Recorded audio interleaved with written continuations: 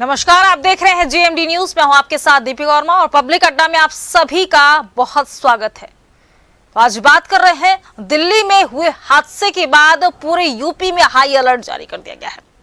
Delhi Lal Qila case ने पूरे देश को इस वक्त दहशत में ला दिया है।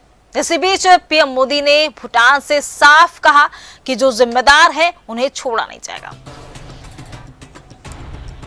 रात भर चली हाई लेवल बैठकों के बाद अब यूपी से लेकर जम्मू कश्मीर तक सभी सुरक्षा एजेंसियां एक्शन मोड में आ चुकी हैं। राजधानी लखनऊ के मड़ियाओं में यूपी एटीएस और जम्मू कश्मीर की पुलिस की संयुक्त छापेमारी ने फरीदाबाद मॉड्यूल की कड़ी को और मजबूत कर दिया है। शाहीन और डॉक्टर मुजम्मिल के ठिकानों की जांच में अहम सुराग मिले हैं। अब आपको यहां बता दें कि दिल्ली के लाल किला मेट्रो स्टेशन के बाहर शाम 6:52 पर I-20 कार में हुई घटना ने उत्तर भारत को हिलाकर रख दिया। सीसीटीवी फुटेज, कार की खरीद बिक्री की चेन और फरीदाबाद पुलवामा नेटवर्क ने जांच को बेहद गंभीर बना दिया है। 2900 किलो संदिग्ध सामग्री मिलने के बाद एजेंसियों को शक जो है वो गहरा हो गया है। इसी कारण यूपी, दिल्ली, हरियाणा, मुंबई और राजस्थान में हाई अलर्ट जारी किया गया है। यूपी में अयोध्या, मथुरा और वाराणसी में अतिरिक्त फोर्स तैनात कर दी गई है और सुरक्षा पॉइंट्स पर चेकिंग कर कई गुना बढ़ा दी गई है। अब 5 तस्वीरें भी अब आप देख सकते हैं कि कैसे यूपी हाई अलर्ट पर है। इस वक्त बताया जा रहा है कि खुद सीएम योगी इस मामले में पैनी नजर बनाए हुए हैं। ये 5 तस्वीरें सामने कैसे यूपी के ये 5 जिले इस वक्त हाई अलर्ट पर रखे गए हैं और पूरे यूपी को हाई अलर्ट पर रखा गया है। तो कानपुर से पहली तस्वीर आप देख पा रहे हैं और आगरा से दूसरी तस्वीर, तीसरी तस्वीर राजधानी की लखनऊ की तस्वीर है, रायबरेली से चौथी तस्वीर और 5वीं तस्वीर कन्नौज से सामने आई है। तो पूरा यूपी इस वक्त हाई अलर्ट पर है। सुरक्षा एजेंसियां तैनात कर दी गई हैं और पैनी नजर बनाई रखी गई है। हर संदिग्ध गतिविधि पर कड़ी निगरानी बनाने के दिशा निर्देश सीएम योगी आदित्यनाथ ने दे दिए हैं। और पीएम मोदी भूटान पहुंचे हुए हैं और भूटान में पीएम मोदी ने क्या कुछ कहा इस हादसे को लेकर वो भी आपको सुना देते हैं। लेकिन आज मैं यहां बहुत भारी मन से आया हूं। कल शाम दिल्ली में हुई भयावह घटना ने सभी के मन को व्यथित कर दिया है। मैं पीड़ित परिवारों का दुख समझता हूं। आज पूरा देश उनके साथ खड़ा है। मैं कल रात भर इस घटना की जांच में जुटी सभी एजेंसियों के साथ, सभी महत्वपूर्ण लोगों के साथ संपर्क में था, विचार विमर्श चलता था, जानकारियों के तार जोड़े जा रहे थे। हमारी एजेंसियां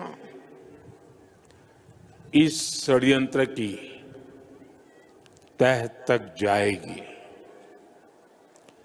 इसके पीछे के षड्यंत्रकारियों को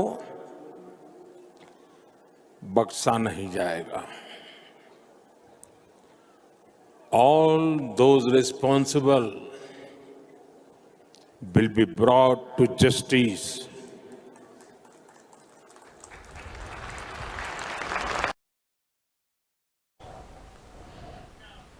तो प्रधानमंत्री नरेंद्र मोदी ने भी भूटान पहुंचते हुए ये संदेश दे दिया है पूरे देश को कि किसी को बख्शा नहीं जाएगा। सलमान, ताकिर, उमर, ये 3 वो नाम हैं जो इस वक्त सुर्खियों में आ चुके हैं। खुद को डॉक्टर कहते हैं और बाकायदा जो इनके सूत्र, जो इनकी जानकारी सामने आ पा रही है वो फरीदाबाद से जुड़े हुए होने की भी जानकारी सामने आई। 2900 RDX जिस जगह से मिले थे अब 360 ग्राम आरडीएक्स फिर से मिले हैं तो कई सवाल खड़े हो रहे हैं और आज इसी विषय पर हमारे साथ चर्चा करने के लिए हमारे साथ हमारे सहयोगी जुड़ गए हैं। सबसे पहले परिचय करवा देते हैं। राजन जी हमारे साथ राजधानी लखनऊ से जुड़े हुए हैं, कानपुर से जहीर जुड़े हुए हैं और संगीता राजभर झांसी से जुड़ी हुई है, पुष्पेंद्र शर्मा आगरा से जुड़े हुए और हमारे साथ हमारे खास मेहमान defence expert major Virat Mishra जुड़े हुए हैं।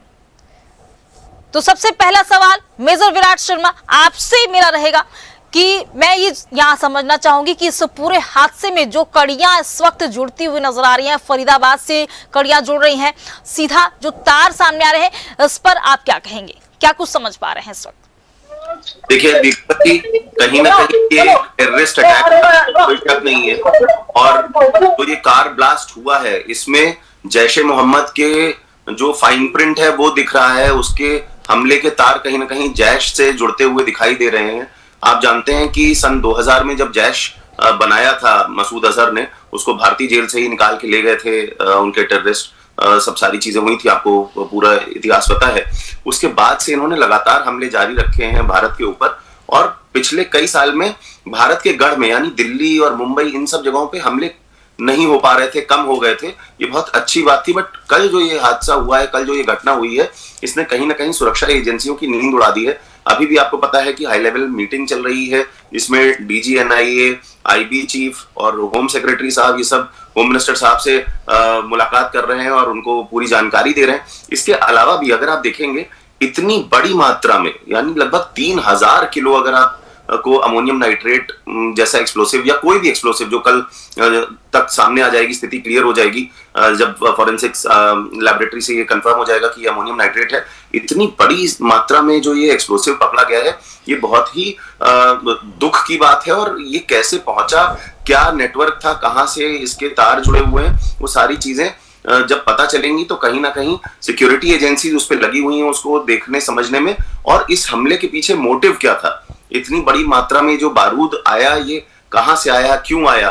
और एक देखने वाली जो जरूरी बात है वो ये है कि पहले जो जैश के हमले होते थे उसमें अनपढ़ लोग, गरीब लोग, इन लोग को रिक्रूट किया जाता था। इस बार हम देख रहे हैं कि कई सारे डॉक्टर्स, पढ़े लिखे लोग पकड़े गए जिनको सोसाइटी में एम्बेड कर दिया है, जो कहीं ना कहीं विश्वास जीत लेते हैं अपनी पढ़ाई लिखाई से कि ये टेरर में नहीं शामिल होंगे। तो इस तरीके के लोगों ने इस घटना को अंजाम दिया है, पकड़े भी गए हैं। फरीदाबाद वाला आपको पता ही है, जम्मू कश्मीर में भी लोग पकड़े गए हैं। और एक चीज और, इसका गुजरात से भी कनेक्शन आया है, वहां पे भी इससे पहले 3 टेररिस्ट पकड़े गए थे और उन्होंने कहीं ना कहीं कहा था कि हमने दिल्ली की आजादपुर मंडी में हमने रेकी की है, वो सारी चीजें उन्होंने एटीएस को बताई थी। और उसके बाद इन लोग को एक्टिवेटेड हो जाना चाहिए था। कहीं ना कहीं कुछ खामियां भी रह गई हैं हमारी सिक्योरिटी एजेंसीज में। पिछले कई सालों में काफी अच्छा काम हुआ है, पर इधर कहीं ना कहीं ये बहुत ही अनफॉर्चुनेट घटना घटी है और सिक्योरिटी एजेंसीज ने इसका संज्ञान लिया है। लगातार जांच की जा रही है। ये जो कार है ये सुबह 8 बजे कल हरियाणा से एंटर हुई थी दिल्ली में और उसके बाद बीच की कड़ियां मिसिंग है, कहाँ रही, क्यों, कहाँ गई। सुनहरी मस्जिद में इन्होंने लगभग 3:30-4 बजे के आसपास इसको पार किया था। 3 घंटे के लगभग ये वहीं पे बने रहे थे और उसके बाद वहां से जब इन्होंने 6:30 पौने 7 के आसपास गाड़ी निकाली है, उसी के थोड़ी देर बाद ब्लास्ट हो गया रेड फोर्ट के सामने, लाल किले के सामने।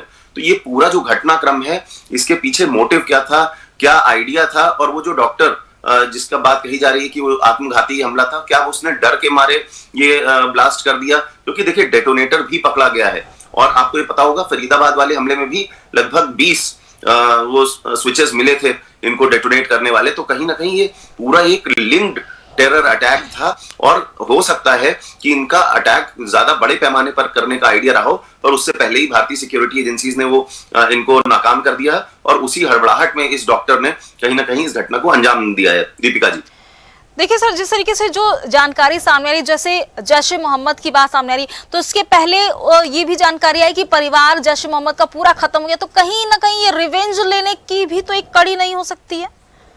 नहीं, बिल्कुल ठीक बात कह रहे हैं। कहीं ना कहीं बदला लेने की भावना जरूर रही होगी। उनके 10 परिवार वाले मारे गए थे मसूद अजहर के और वो बहुत ही खतरनाक टेररिस्ट है। आप ये सोचिए कि उस एक अकेले आदमी के लिए, उस एक टेररिस्ट के लिए पूरा इस घटनाक्रम को अंजाम दिया था पाकिस्तानी टेररिस्ट ने। वो लोग ने प्लेन हाईजैक किया था, फिर इनको छुड़ा के ले गए थे।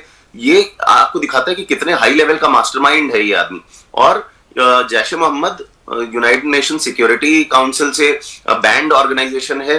रूस, अमेरिका, ऑस्ट्रेलिया, इन सब ने बैन कर रखा है, भारत ने बैन कर रखा है। इनकी फंडिंग, इनके रिक्रूटमेंट, इस सब पे बैन लगा हुआ है। पर ये क्या करते हैं कि कहीं ना कहीं अपना नाम बदल के रिक्रूटमेंट जारी रखते हैं कहीं ना, क्योंकि ये हाई लेवल के मास्टरमाइंड है। और सबसे इंपॉर्टेंट बात, पाकिस्तान का सपोर्ट है, वो गढ़ है, पाकिस्तान मदरशिप है टेररिज्म की, वो गढ़ है, वहां पे इनको लगातार संरक्षण दिया जाता है और तभी ये इस तरीके के हमले करने में सफल होते हैं। आपको ये देखना होगा कि कहीं ना कहीं 3000 किलो अगर अमोनियम नाइट्रेट, आरडीएक्स या कोई भी एक्सप्लोसिव अगर आ रहा है तो कोई ना कोई उसको फैसिलिटेट कर रहा था, कोई ना कोई स्लीपर सेल उसको मदद कर रहा था। ये कौन लोग हैं, पुलवामा से इनका क्या कनेक्शन है, ये डॉक्टर्स कैसे इसमें रिक्रूट हो गए जो पढ़े लिखे होते हैं, कहीं ना कहीं इनको भी वो टेररिस्ट माइंडसेट देना ये आसान काम नहीं है किसी पढ़े लिखे आदमी को।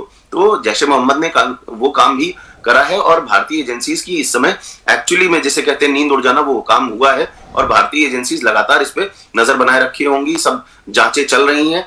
पर सबसे जरूरी बात यह है कि ये इसका मोटिव पकड़ना जरूरी है। और अब तो ट्रेसिंग चल रही है, व्हीकल की ट्रेसिंग चल रही है, जो आपके एक्सप्लोसिव यूज हुए हैं उसमें क्या क्या चीजें थी वो ट्रेसिंग चल रही है। और एक चीज और भी सामने आई है, कोई शार्पनेल्स यानी कि कोई नुकीली चीज इसमें ब्लास्ट में यूज नहीं हुई है। तो इसलिए माना जा रहा है कि शायद इस मोहम्मद उमर या जो नाम है इस डॉक्टर का, इसने हड़बड़ाहट में ये ब्लास्ट कर दिया है, ऐसी भी संभावनाएं जताई जा रही हैं।